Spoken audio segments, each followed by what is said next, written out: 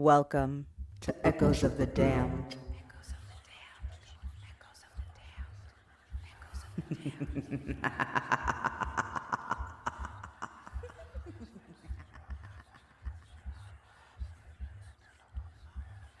Welcome, my ghoulish fiends, to a brand new episode of Echoes of the Damned. Tonight, we're diving deep into one of Sweden's most terrifying locations, where spirits linger and shadows whisper in the dark. The Borgvattnet Vicarage. Nestled in the remote, quiet village of Borgvattnet in northern Jämtland, this tiny place is home to only 50 souls. Or at least, 50 living souls. The vicarage, built in 1876, is widely known as one of the most haunted houses in all of Sweden. Its dark history, coupled with years of eerie happenings, has drawn brave, or perhaps foolish, visitors from all corners of the world. But tonight, dear listener, you and I will walk through its haunted halls together. Let's see if we can make it to morning.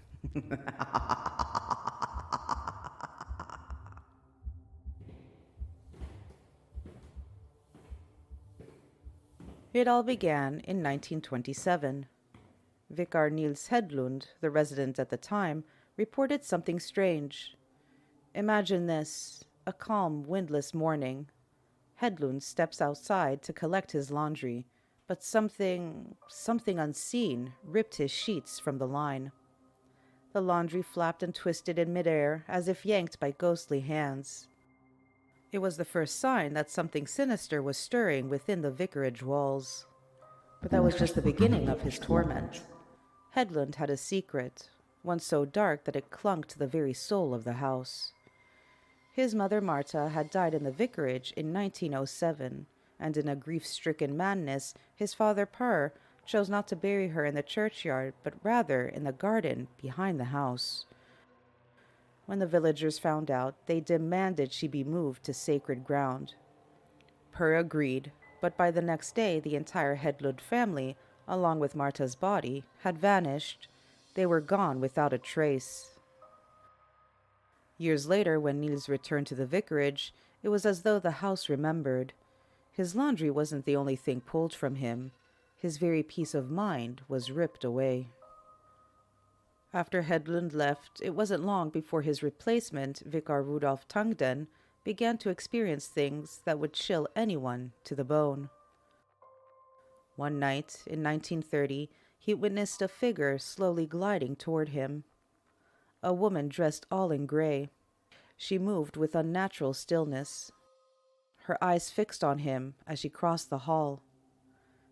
Tungden froze, the air thick with her presence.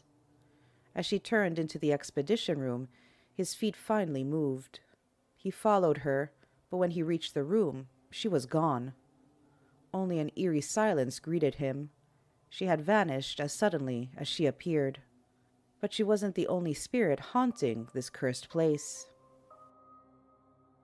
By 1936, a man named Otto Lindgren and his wife moved in, hoping to live peacefully in the vicarage. But peace was something Borgvattnet refused to grant. Footsteps echoed through empty hallways, doors creaked open and shut in the dead of night, and strangest of all, phantom music. Mrs. Lindgren would hear it drifting from the kitchen, a tune gentle and haunting, but whenever she opened the door, the music would abruptly stop, as if it had never been there, as if it were only a ghostly memory. 1941 brought another chilling encounter. Inga Flodin, the diocese secretary, stayed the night. At 3 a.m., something woke her. She glanced across the room and saw 3 women, 3 ghostly figures sitting on a couch, watching her. One dressed in black, another in purple, and the third in gray, knitting something with a sorrowful expression. They didn't vanish when she turned on the light.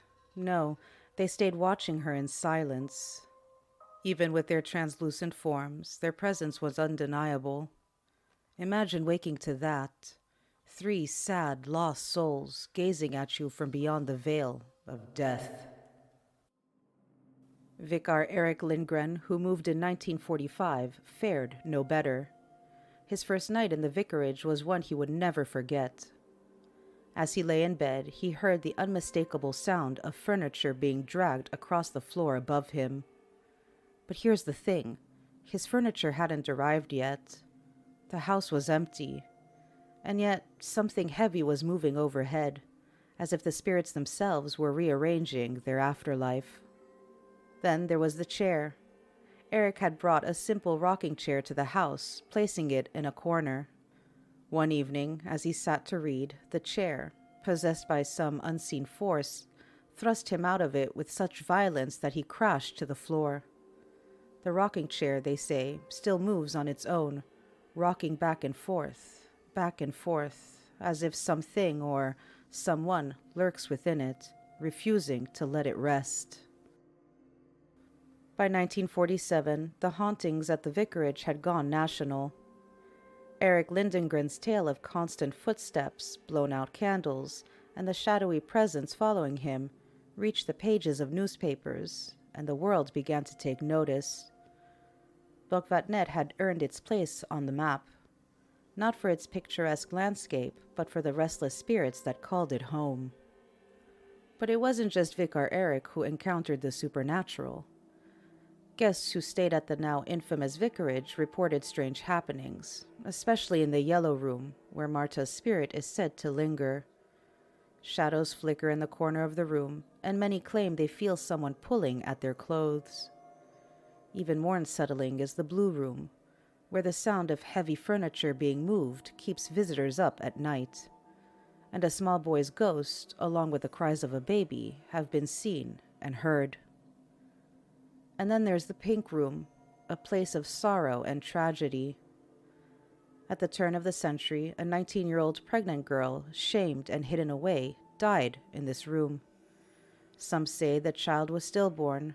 Others whisper that it was murdered. Their spirits, too, have never left the vicarage, trapped forever within those walls. By the 1980s, the haunting reputation of Borgvattnet attracted an outsider, Tor Forslund, the infamous ghost priest. He came with a mission, determined to exorcise the vicarage of its spirits.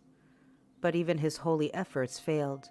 The spirits remained, as did the house's sinister hold on those who dared to challenge it. To this day, the vicarage operates as a bed and breakfast for those bold enough to spend the night. Stay till morning and you'll earn a certificate marking your bravery. But the real question is, will you survive until dawn?